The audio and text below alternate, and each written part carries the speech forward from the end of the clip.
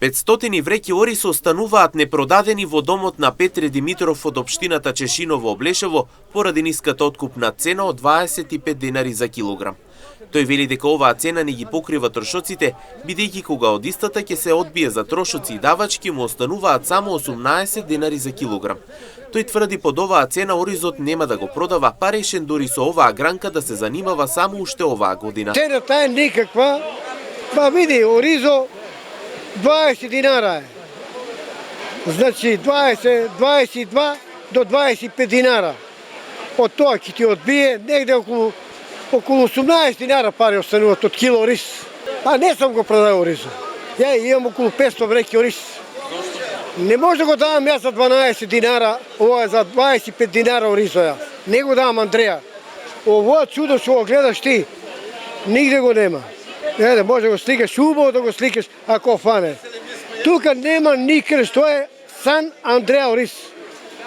Тај што го направил овоа семе, тај си научнико, Сан Андреја се викал. Едино тај ориз го јаде у Македонија.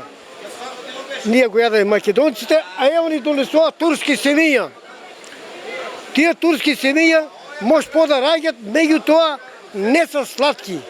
Исто е како жито која јадеш, значи или ќе го превараш или не се варе.